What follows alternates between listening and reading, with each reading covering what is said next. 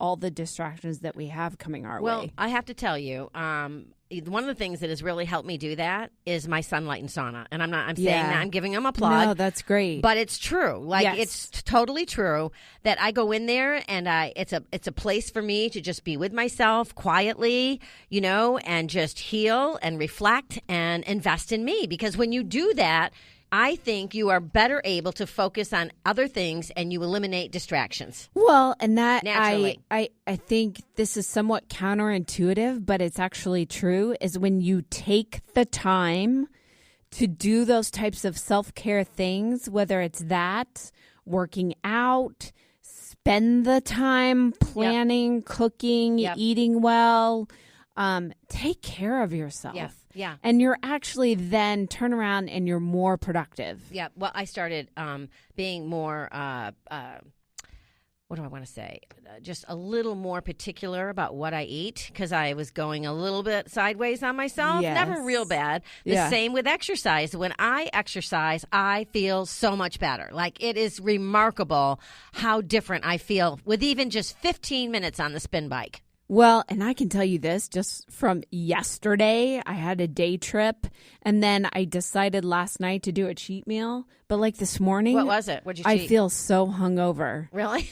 My body feels inflamed. What'd you have? I'm tired. I'm fatigued, and I'm like, this is why I don't eat this question. way. I had a chicken pot pie at Grand Lux. No. Yes, I had some of their wheat bread. So good. Right? It was so good. And I had one glass of wine. But I did one.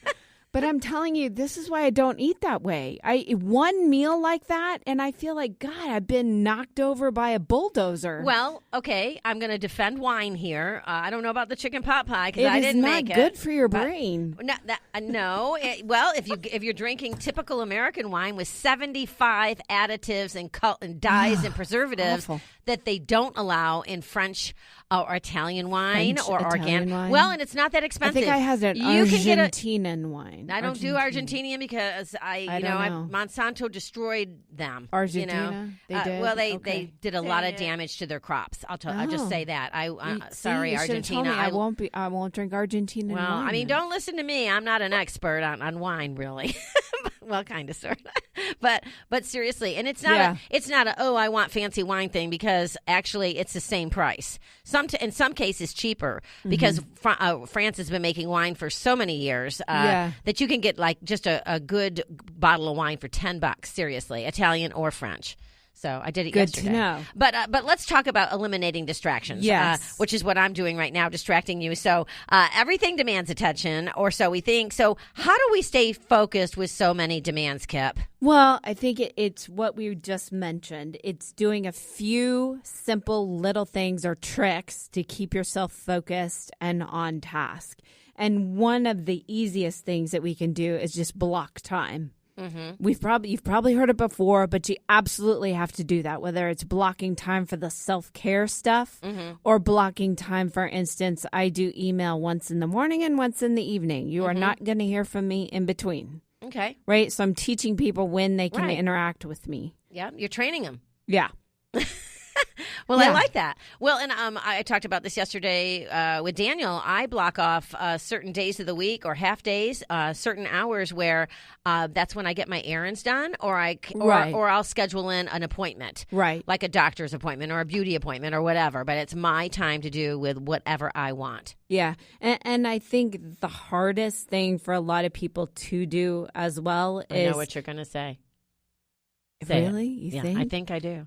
Is to give yourself a break at least once an hour. Oh. So every hour, take 2 to 5 minutes, jump around, move around, get up, get down, like change your mind from what you're actually on and then come back to it. If you try to plow through, a lot of times it ends up taking you actually longer than if you take that 2 to 5 minutes to go refresh yourself, run around the office building or, whatever you got to do and then come right back to what you were doing. Yeah. I thought you were going to talk about stopping digital distractions because That's a big one. It is a big one. I found myself like kind of starting to get addicted to just having my phone with me everywhere all the time now. And I thought, I'm not doing that. Yeah.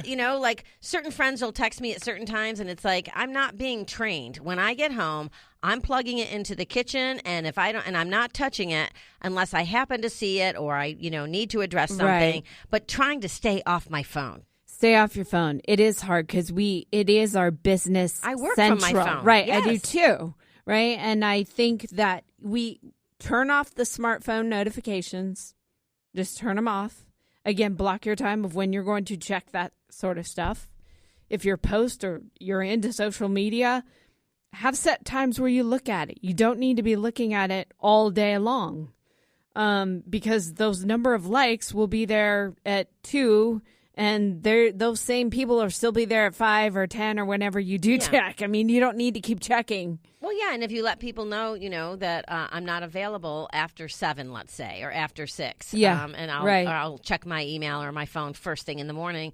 I just think it gives you, I don't know, just some time to just let your mind rest. Yes. Really let your mind rest. It's so important to do that. And I know that you say there are some counterintuitive tactics that can help keep us focused. What are those? Well, it's some of what we just mentioned about the self-care stuff and taking frequent breaks, because your mind and your physical health are really so important, and they enable you to focus or not, right? So if you are eating crap, right, if your diet is mainly fast food, you are not going to be able to focus as well as if you're eating a really healthy, clean diet. Right.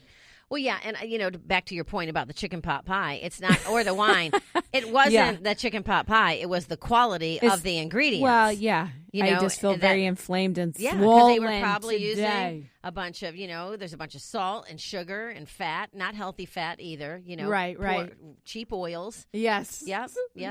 Yeah. So, or I'm sure they made the pie crust with cheap oil. I don't know. We could call them and ask them. We'll find out. I guess we'll need to find out. Yeah. I think the biggest thing that people can do is really focus in on what it is you do want to accomplish. So identify whatever those 4 major goals that you have. And I tend to break them down into 90-day periods of time. And you've got to, every single day, pick 3 big rocks or 3 of the 4 big goal areas and create some to-dos towards those. And if your to-dos are not moving the goal forward, or if your other things that begin taking up your time that have nothing to do with those 3 big rocks, you got to eliminate it. I think some of you is rubbing off on me because I actually have been writing down my goals now, Kip, instead of keeping them in my head. Yay. But always great to have you on the show. And, I want to let everyone know that you can go to our website, oneliferadio.com, to download and listen to our podcast or subscribe to our newsletter. You can also go to iHeartMedia.com to listen live or download the free iHeartRadio app and listen to us from anywhere in the world. A big shout out to our great sponsors like Sun Warrior. Get it at Vitamin Shop or put it in your smoothie at Smoothie King. I love my Sun Warrior. I also love my H Hemp Company. I love taking my CBD oil every day. Use the code OLR for 20% off your first order. And as I said, my Sunlight and Infrared Sauna, I'll be in it tonight. And I might just read my Paleo Magazine or my Wellbeing Journal while I'm in there. And everyone, don't forget, we will be at the Gluten-Free Allergen Expo. It's back in Dallas, and the date is October 27th and 28th at Dallas Market Hall. Thank you so much for listening, everyone. You get one body, you get one mind, and you get one life. Get out there today and make the most of it.